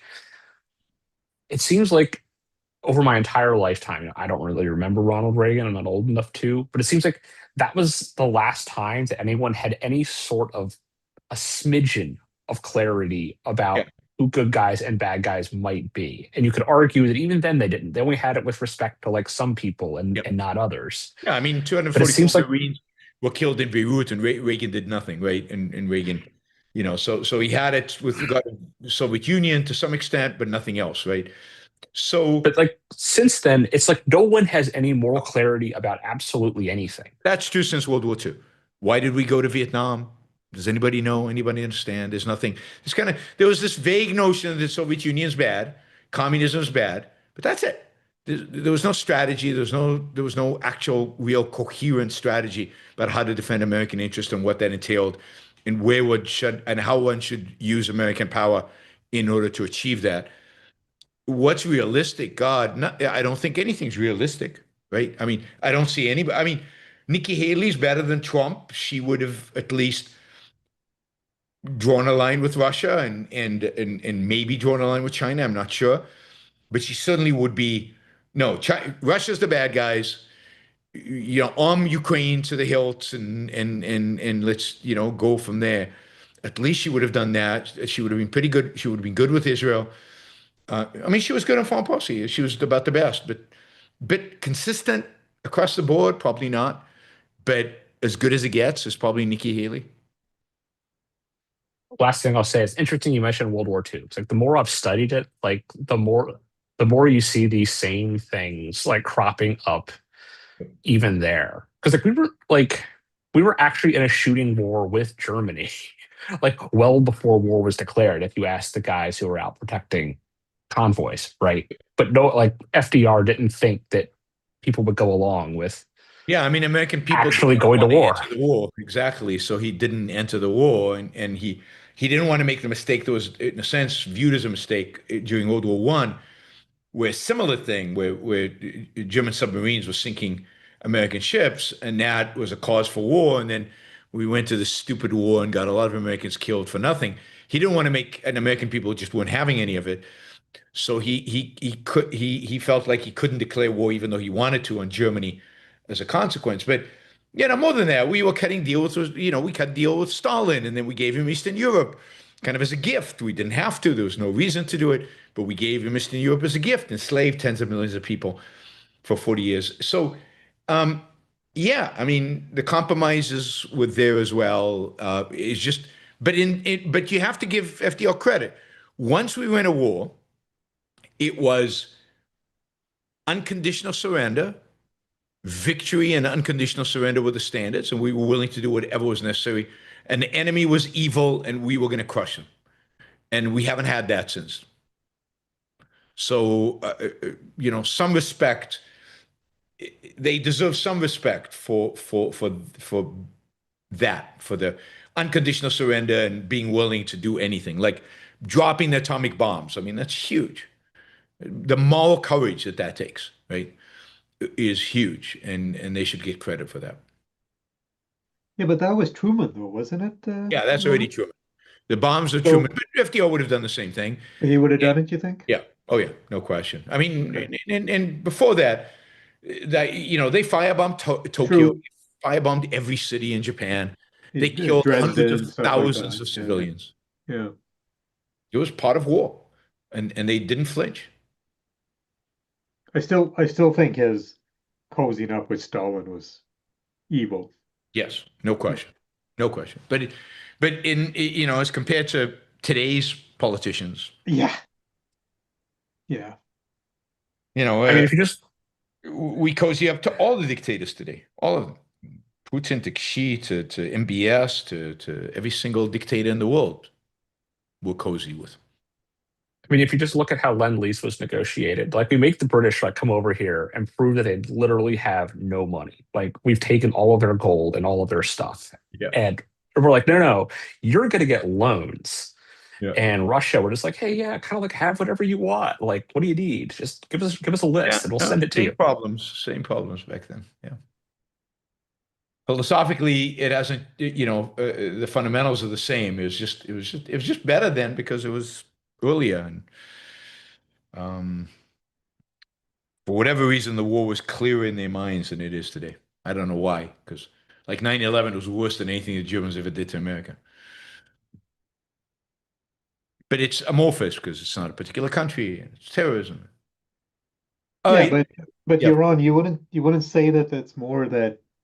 I mean, there was more of a sense of the value of the West and its values. Definitely. However badly it was understood. Definly. There was much more that they were better than the values of other people. Much more of an American sense of life, of we can do anything and we can beat anybody, and we are the good guys. There was a sense of we are the good guys. Right. And that doesn't and now we can't say that. People won't say that. Yeah. Absolutely. Yeah. All right, Richard says, looking forward to the upcoming major topics. Please confirm the topic about the West. Is it what is the West? I don't know. I don't know what the topic is yet. It's something to do with the West and something to do with being anti-Christianity, and so there'll be a bunch of topics around that. Maybe it is what is the West. I'm still figuring out what it is that I'm going to be talking about. So, to be determined. All right, Michael, politicians make a lot of public statements against AI and automation, but they let it happen. Do they know we need innovation to survive, or the tech sector effectively lobbies them to be left alone? Well, I mean, it's both. It's not that they know we need tech to survive. It's that they know we need tech to grow the economy. They also fear that if we don't develop AI, China will, and they view it in competitive terms. We can't let China develop it if we don't have it. But also with Trump, certainly the tech lobby has been very good, very effective at lobbying for it. So it's a combination of all of the above. But they don't have a sense of survival in the sense that you grow or you lose. They know that if the economy doesn't do well, they'll be voted out. That's the level at which they think about these things. Michael says, when are you interviewing Jason Rheins in December? I'm not. He has not yet responded to the query about the interview. When he does, we will schedule a time. So can't force people. I mean, I know he wants to do it, but he has to actually write an email. Hi, Ron. How is it that there's so many Russian composers? Didn't Russia always have a horrible sense of life? I really don't know. I mean, I don't know. They had great composers and great novelists. That's the two things. Those are the two areas of art that Russia excelled in. They had a lot of they had good romantic composers, which is surprising given their bad sense of life and the horrors of Russia. So I don't really have an explanation other than a certain class within Russia, very relatively small, was very much exposed to the West and Western values and Western ideas and was influenced by them, and from them came the novelists and came the great composers. It's also true, and you know, I don't know enough about Russian history, but we have to evaluate this. It's also true that Catherine the Great, who was Empress of Russia in the late, when was she Empress of Russia? In the late 18th century, so during the Enlightenment, was a huge fan of the Enlightenment. And she was indeed a sponsor of many Enlightenment figures. She would send checks to a lot of the French Enlightenment figures, and she was the main sponsor of Diderot, and Diderot actually met with her in Russia, taught her about political philosophy and tried to convince her to convert Russia into a republic, and she resisted. But so she brought Enlightenment ideas into Russia. To some extent, her grandson, Peter the Great, was that her grandson? I think Peter the Great was the grandson. No, not grandson, grandfather. Anyway, two emperors before, I think, was Peter the Great. He had already started to bring Western ideas into Russia. So the late 18th century, or so the 18th century as a whole, a lot of Western ideas came into Russia. And a lot of Enlightenment ideas came into Russia because of Catherine the Great. Enlightenment figures, a lot of their works were translated into Russia. So there was a real intellectual influence of the Enlightenment on Russian society, which I think is the origins of the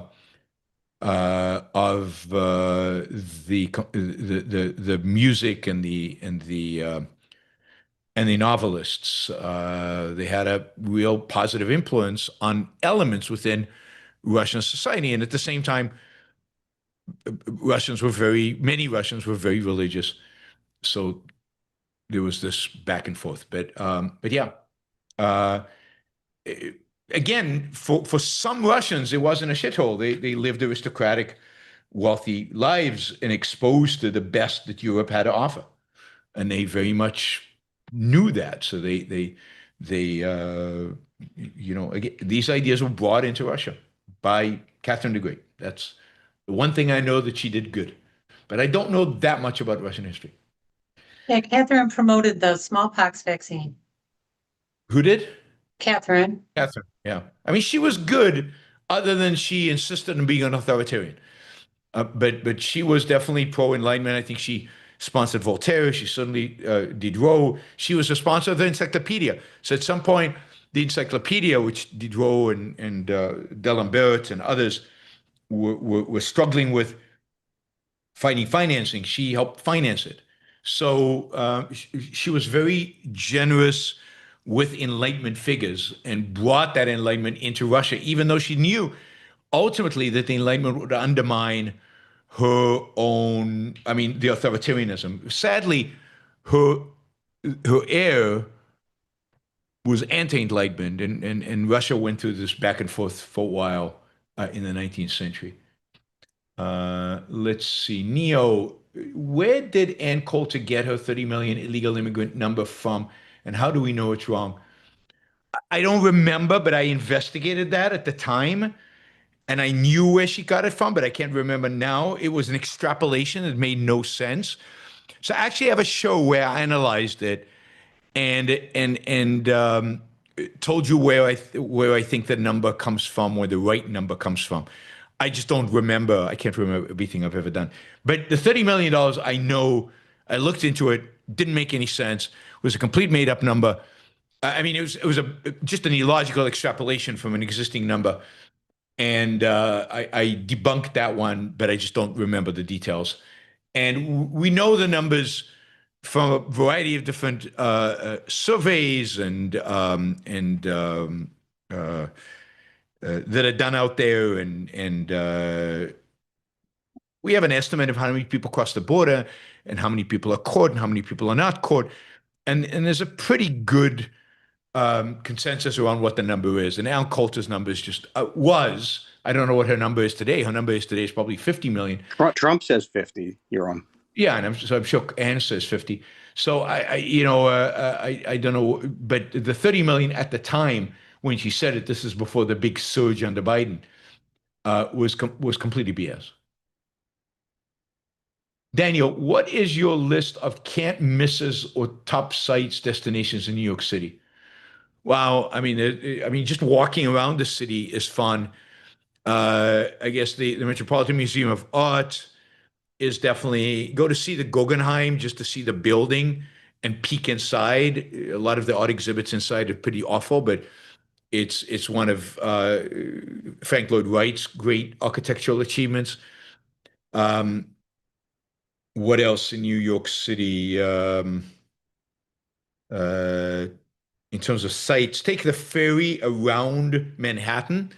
There's a boat tour you can take. Just take it around Manhattan. It's beautiful both during the day and at night. The public library is nice. The public library is beautiful. Times Square is impressive. Although once you've been to Shanghai, Times Square looks small time in comparison. Walk the Brooklyn Bridge. Yeah, I've never done that. That would be fun. Oh, you got to try it.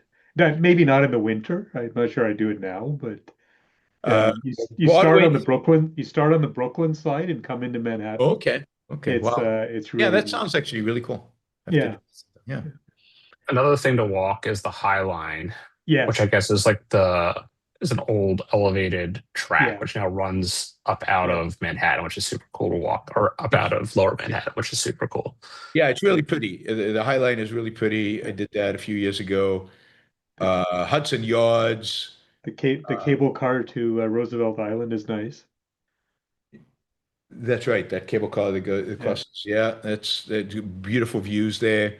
And then I would go and see the 9/11 Memorial and go up the forget what the building's called, to the top of the building. I mean, the views there are amazing. Of course, there's the Statue of Liberty. Go out and see the Statue of Liberty. Go up the Empire State Building. And New York has great restaurants, great jazz clubs, great opera, great concerts, both at Lincoln Center and at what do you call it? Carnegie Hall. Carnegie Hall's amazing. So yeah, all of that and more. Also, some of the architecture from the early 20th century, so Rockefeller Center and Chrysler Building. It's really interesting to see how much more attention was paid into the aesthetic detail of how do we decorate something 100 years ago. Yep. Yeah. The Art Deco, all the Art Deco buildings that Rockefeller Center is an example of. Even you know, the engravings, yeah, there were beautiful buildings, the Chrysler building. I mean, you can't go in it, I don't think. I think it's closed, but you can see it from the outside. It And was a then few just the years ago. We were skyscrapers. able to go in the lobby. I don't know if you can go. It's Maybe under it's renovation. more. It's kind of the building's bankrupt, and there's some conflict about the who owns the building. The land is owned by one party of the building. There's some Oh, issue, okay. Okay. and which hasn't been resolved. But maybe you can go into the lobby. I'm not sure. I just know the building itself is under vision. And Christmas time, by the way, Manhattan is just beautiful. The decorations, the big department stores, you know, really go all out to decorate their windows. There's lights everywhere. There's a Christmas tree in Rockefeller Center. So, Christmas, if you can tolerate the cold, Christmas is the most beautiful time to visit Manhattan. Also, just a reminder for everyone that there can be such things as a private park. Bryant Park is private and super nice. Yeah, and even what do you call it? Central Park? Central Park is owned by a nonprofit. It's not state owned. So and it was founded by private individuals. It's created by private individuals, the wealthy New Yorkers who wanted a beautiful park. And Central Park is beautiful. I mean, it's definitely worth a stroll or a buggy ride or something through Central Park. All right, JJ Griggs, what brings hospitals as an institution into existence is a cultural concern for the sick and weak, which is simply not there in enough mass before Muslims came after Christians. Yeah, but I don't think there were Christian hospitals. Were there no hospitals in pagan society? I just don't. I mean, I'd have to research that, but I don't think that's right. And I don't know when the first Christian hospital was built. When was the first Christian hospital built? If we put in Google first hospital. I mean, I think that entire framing is wrong. So you think about like the Roman army, it invests tremendously, like in the health of its soldiers. Like Rome, like invented like so many things about surgery and things like that. Were they as good as we have today? No, but they were like making real progress. Yeah, I mean, so the world's first hospital was built in ancient Greece in the city of Kos, located on the island of Kos in the Aegean Sea. The hospital was built in the 4th century BCE by the physician Hippocrates, right? The Hippocratic oath you get from Hippocrates, was considered the father of modern medicine. So it doesn't surprise me that there were hospitals in ancient Greece. And yeah, there were hospitals that, you know, in early Christianity. Some claim that hospitals were born in early Christianity, but I don't think that's true. I think the Greeks had hospitals. They had doctors who needed to treat patients, and they created stuff. Now, maybe it didn't look like a modern hospital, or maybe there was and as you say, Romans must have had some facilities to treat their soldiers. So I'm not sure why there's an attribution of the first hospitals to Christianity. I'd have to research it. I don't know. All right, Richard, continue my support for the new topics. I'm looking forward to your talks on the search for meaning. Thank you, Richard. Appreciate it. All right, let's do maybe a quick round. So make sure your questions are short, and I will try to make short answers. And we'll go one round with our panel, and we'll call it a day. All right, Jennifer. Right, I'm done for today. Thank you. Okay, thanks, Jennifer. Adam. Are you familiar with the novels of Jonathan Kellerman? No. Kellerman, how do you spell that? Kellerman. Man. Okay. No, they're good? His are good. His son Jesse started out awful, but has improved over time. Okay. But again, I have a PhD in psychology, so maybe that's why I'm enjoying it, because he's also a psychologist. Interesting. I don't know how people who are not familiar with psychology would like or dislike his novels. Okay. Good. Thanks, Adam. Thanks for the recommendation. Let's see.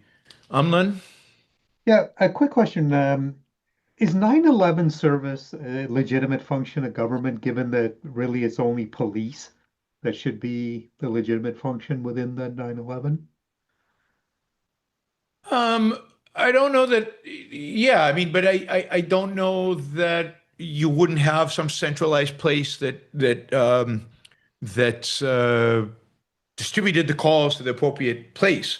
So whether that would be run privately or by the government, you could imagine it being run by a private entity, and then allocating it to the relevant thing. The other thing is the police is often, when the police are needed, you often also need an ambulance. So you often also need a fire, the fire services. So yeah, I don't know, but I think it might be optional, given that it could go in either direction. But in and of itself, no, it doesn't have to. The means to contact the police should be provided by It's all by the private. state. Yes.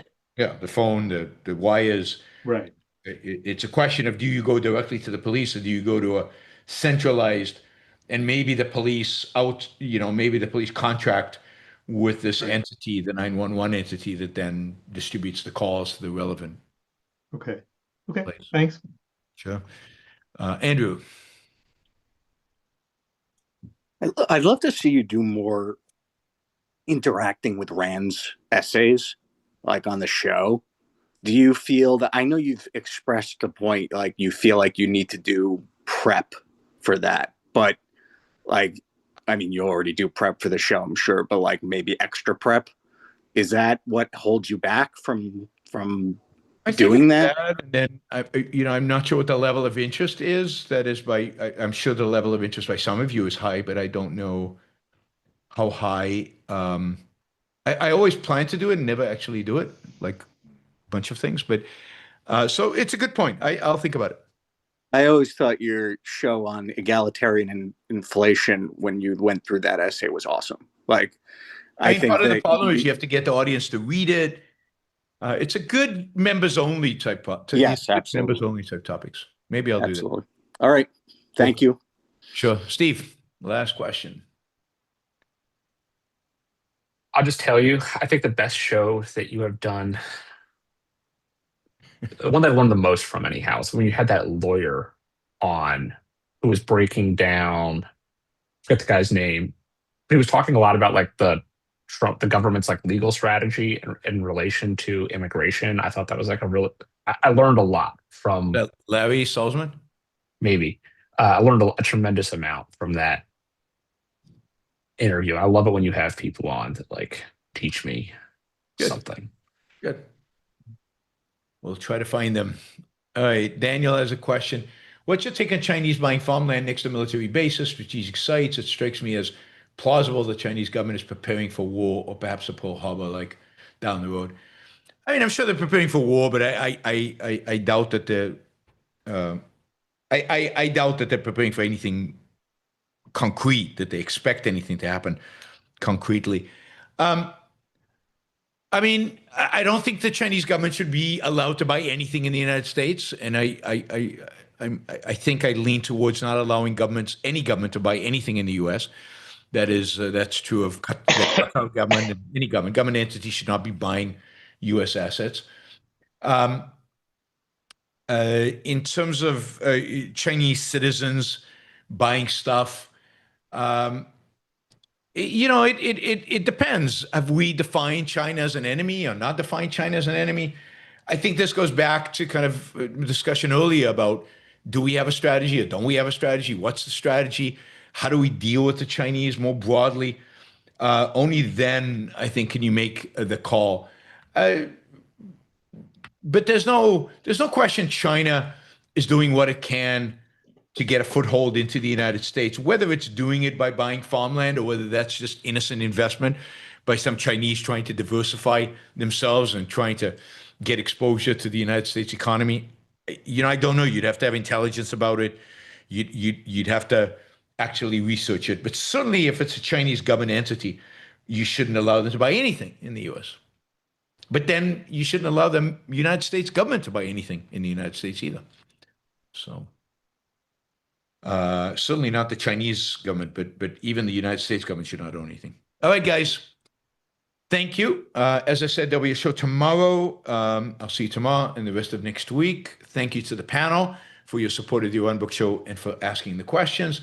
Thank you to the super chatters, and I will see you all tomorrow. Thanks, Yaron. Bye, Yaron. Bye.